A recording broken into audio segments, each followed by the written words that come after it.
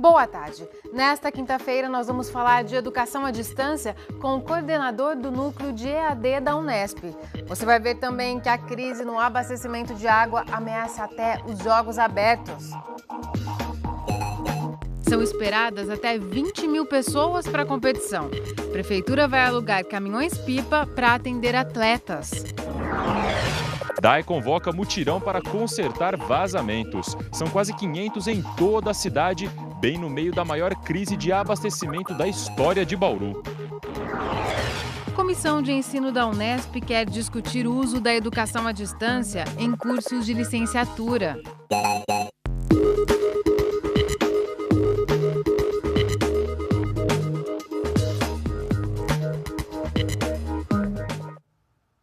Você viu aqui no Unesp Notícias que na sessão da Câmara desta semana, o vereador Fabiano Mariano sugeriu o cancelamento dos Jogos Abertos que serão realizados na cidade daqui a menos de um mês. O motivo? A água que falta para a população pode ficar ainda mais escassa quando chegar um contingente de até 20 mil pessoas, a quantidade esperada para os Jogos. Tomar água durante a prática de atividades físicas é uma recomendação bastante conhecida e importante para os atletas, ainda mais em dias quentes como os que a cidade vem enfrentando. Mas com os níveis baixos do Rio Batalha e o racionamento em diversos bairros, aqui na pista de treinamento da equipe de atletismo, a orientação é usar água com consciência. A gente tem conversado com as crianças para não desperdiçar água, não deixar a torneira ligada, tomar banho rápido. E a questão, assim, o que a gente não está fazendo é um tratamento que a gente utiliza a água no balde para fazer a crioterapia e a gente não está utilizando no momento. A água é tão decisiva que a possibilidade de ter torneiras secas durante os 12 dias dos Jogos Abertos do Interior, que serão disputados no mês que vem, preocupa quem passou o último ano se preparando para a competição. Isso porque, além da hidratação, os atletas também precisam de água para trabalhos de recomposição física, higiene pessoal e alimentação. As equipes vão sofrer bastante se falta água, até a falta d'água, e não vai ter o resultado. Eu acho que pode até ser de alguma equipe não vir para a competição por causa disso. Se de um lado treinadores e atletas estão receosos, de outro, o secretário municipal de esportes, Roger Barudi, garante que não existe a possibilidade de desabastecimento para os atletas durante os jogos.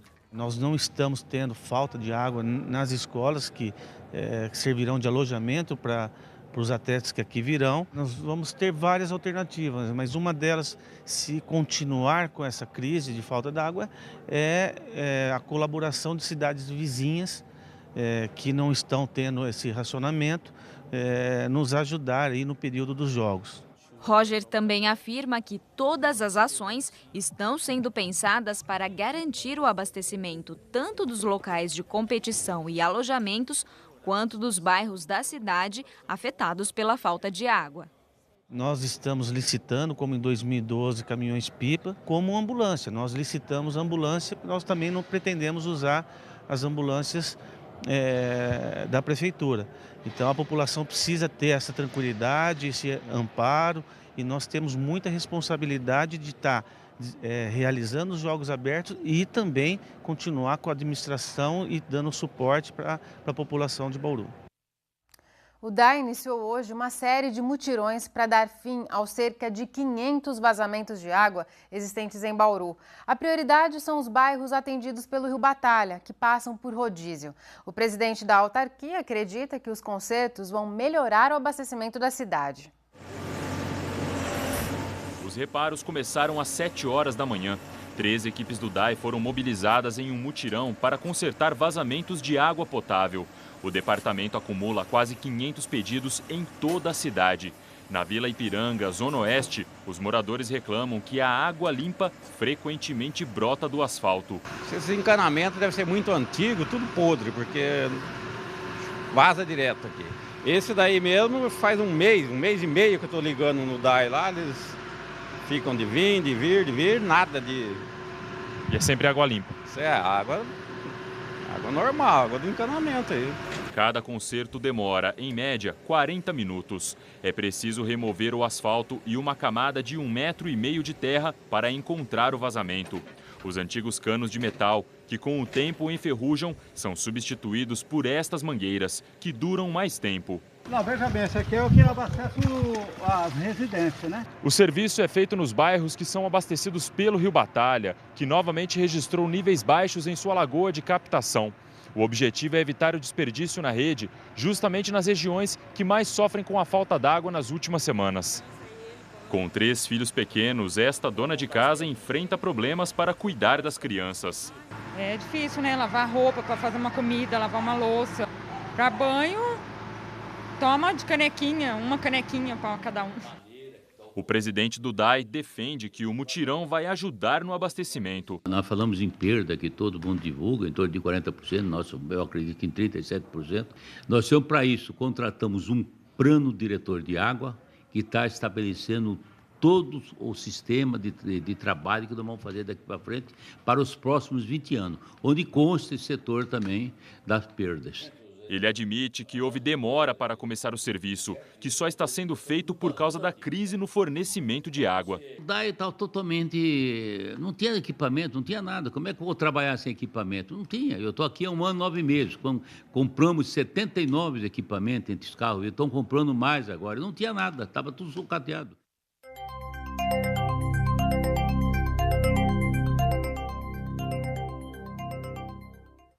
O tempo já começou a mudar em grande parte do estado de São Paulo. Aqui em Bauru apareceram muitas nuvens, mas chuva mesmo, segundo o IPMET, só no fim de semana.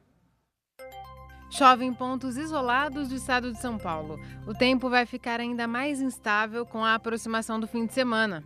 Em Bauru, as chances de chover nesta sexta são mínimas, mas no sábado deve chover à tarde e à noite e no domingo também. Agora a umidade do ar é de 37%. Os ventos sopram a 7 km por hora. Hoje a mínima foi de 16 e a máxima chegou a 33 graus. Nesta sexta, a temperatura deve variar entre 17 e 34 graus. Termina amanhã o prazo para que os beneficiados do programa Minha Casa Minha Vida em Bauru compareçam à sede para regularizar a situação. Devem se apresentar os sorteados que ainda não apresentaram todos os documentos necessários para a retirada das chaves e os que não foram incluídos no Cadastro Único para Programas Sociais. A sede do Minha Casa Minha Vida fica na Rua Agenor Meira, 628. A lista dos titulares que têm pendências pode ser consultada no Diário Oficial de terça-feira agora, dia 21, ou na página do programa no site da Prefeitura. Depois do intervalo, o assunto é educação à distância. Você vai ver que o uso desse recurso nos cursos de graduação divide opiniões. É daqui a pouco, continue com a gente.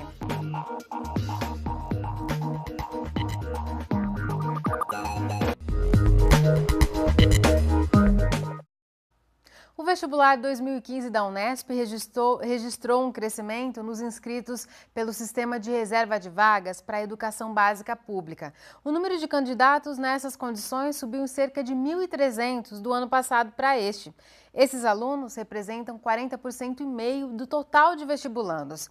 Entre os candidatos negros e indígenas que estudaram em escolas públicas, o número subiu de pouco mais de 15 mil para quase 17 mil. Neste ano, o sistema de reserva de vagas vai garantir que um mínimo de 25% das cadeiras de cada curso seja preenchido por alunos que tenham feito todo o ensino médio em instituições públicas. A primeira fase do vestibular da Unesp será no dia 16 de novembro. A Comissão de Ensino da Faculdade de Ciências da Unesp em Bauru convocou para a próxima semana um fórum com coordenadores dos cursos de licenciaturas da universidade para discutir a educação à distância e a contratação de mais professores. Isso porque esses cursos, que formam os professores da educação básica, vão ter a carga horária de algumas disciplinas aumentada. Os docentes se mostram contrários a usar o ensino não presencial. Mas quem já frequentou cursos de EAD aprova esse recurso. Estes alunos fazem parte dessa turma de pedagogia. Essa é uma das 8 licenciaturas da Unesp em Bauru, que são cursos de graduação que formam professores de ensino infantil, fundamental e médio. Em toda a universidade, são 52 cursos como esse. Além das matérias específicas, os alunos têm aulas didático-pedagógicas, que são disciplinas que ensinam métodos e técnicas de ensino. A partir do ano que vem, elas devem ocupar, obrigatoriamente, 30% da grade curricular de todos os cursos de licenciatura do Estado. A decisão foi do Conselho Estadual de Educação e vale tanto para as públicas quanto para as particulares. O objetivo é aprimorar a formação de professores. A decisão obrigou a maior parte das licenciaturas a passar por uma reestruturação, porque não atingiam esse percentual.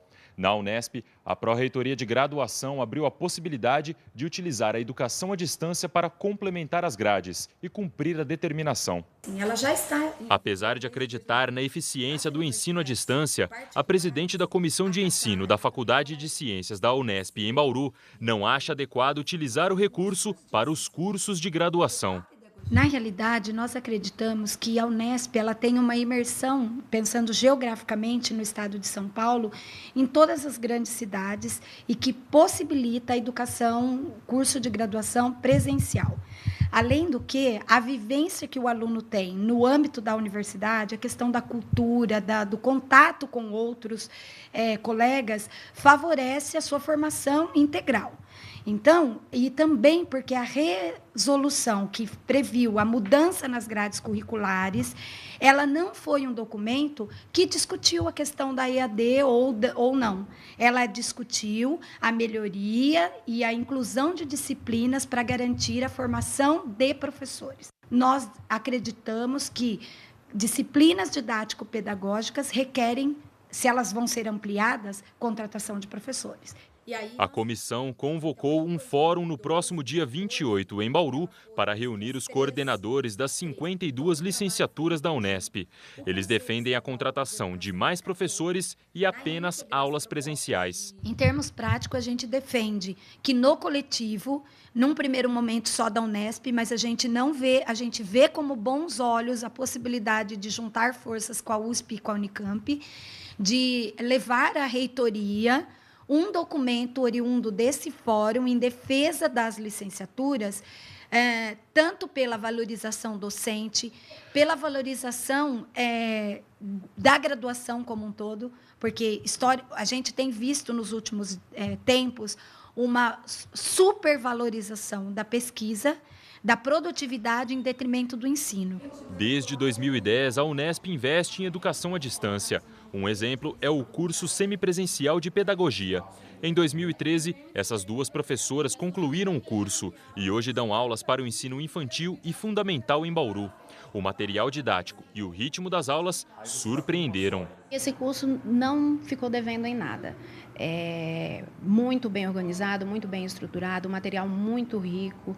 Nós tínhamos um contato antecipado com cada disciplina, dos objetivos da disciplina, da visão geral da disciplina, o que o professor autor pretendia com essa disciplina. As atividades organizadas, sabíamos antecipadamente o que pretendia cada atividade, o objetivo de cada uma das atividades. Eu senti exatamente. Além da plataforma com os conteúdos, elas tinham aulas presenciais 2 vezes por semana. Mesmo quando não estavam em sala de aula, a discussão com os colegas continuava pela internet, como atividade obrigatória do curso. Sendo semipresencial, nós já tínhamos esse contato, essa interação com a nossa turma nesses dias que nós íamos à faculdade e com os professores também. E também havia no ambiente da plataforma essa possibilidade dessa interação não somente com o grupo, assim como com outros polos também. Para esta pesquisadora, a eficiência de um curso à distância depende menos da tecnologia do que da dedicação do estudante.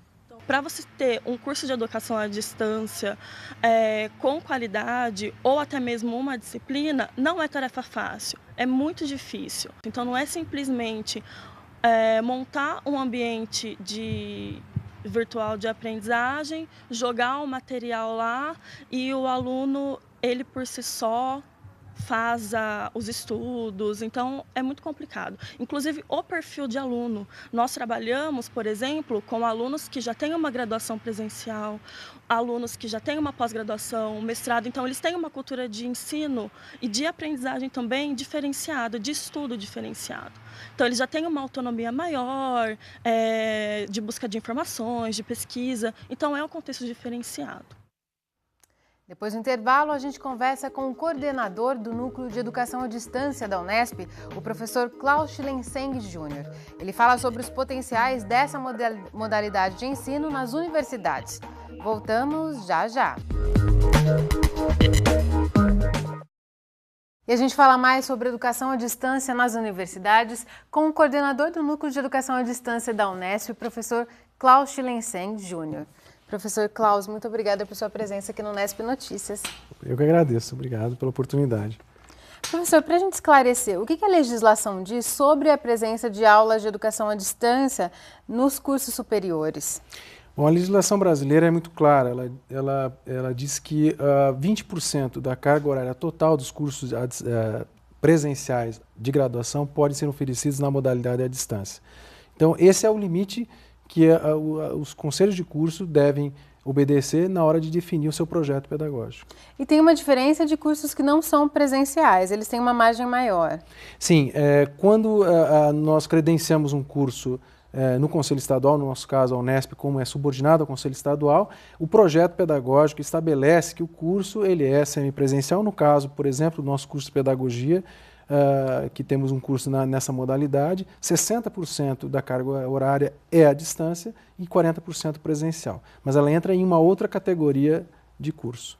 Dentro desses cursos presenciais, né, que até 20%, de que forma essa porcentagem vem sendo explorada na Unesp? É um trabalho recente, que já vem de muito tempo? A Unesp já há algum tempo tem trabalhado com a questão da educação à distância e eu queria destacar que a Unesp nesses anos tem adquirido muito know-how e muita experiência nessa área.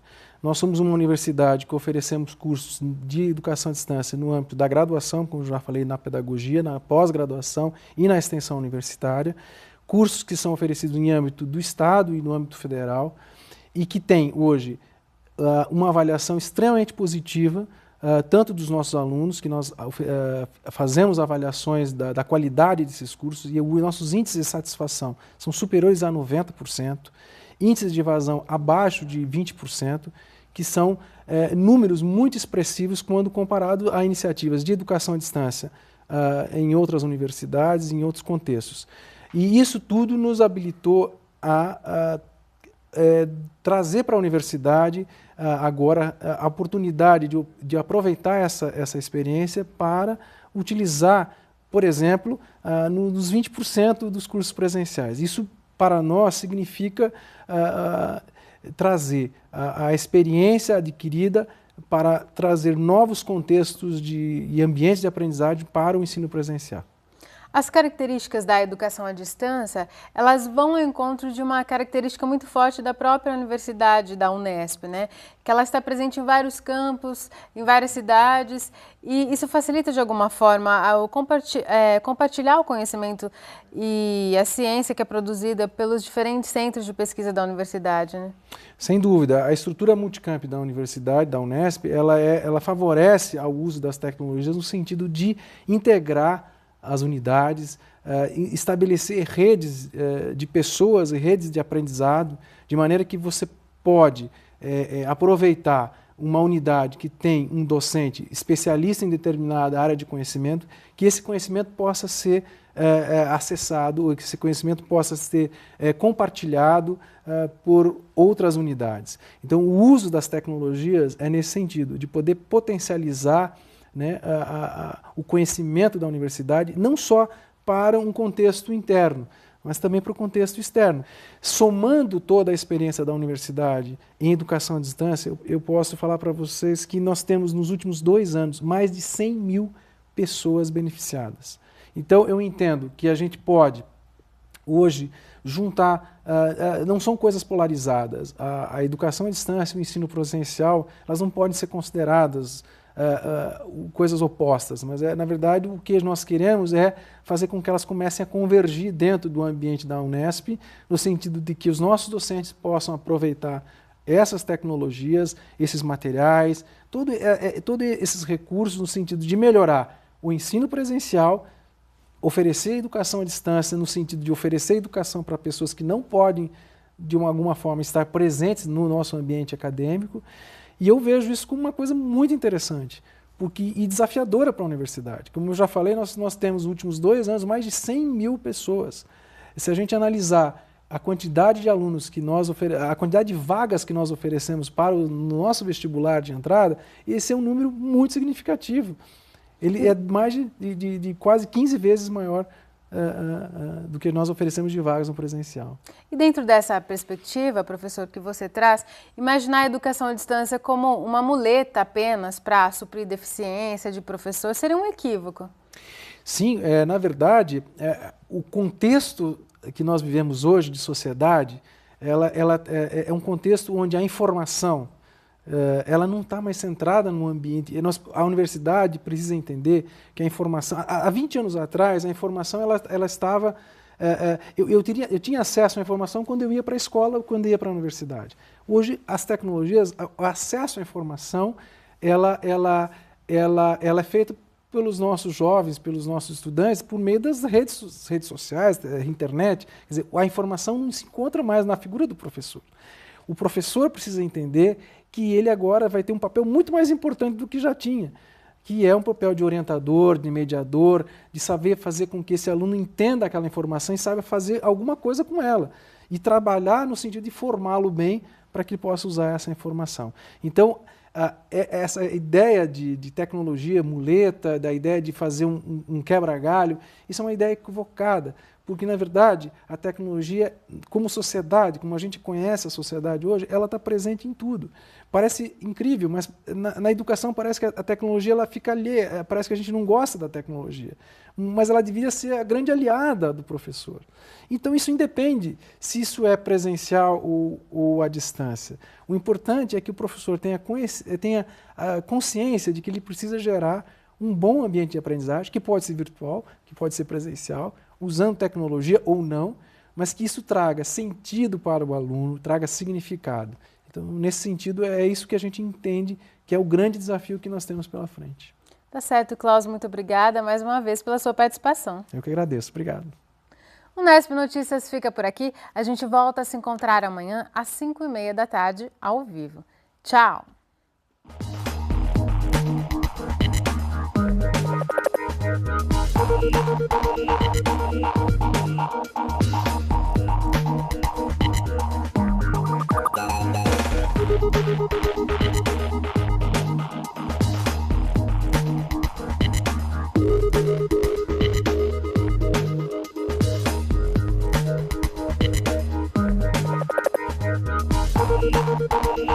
Thank you.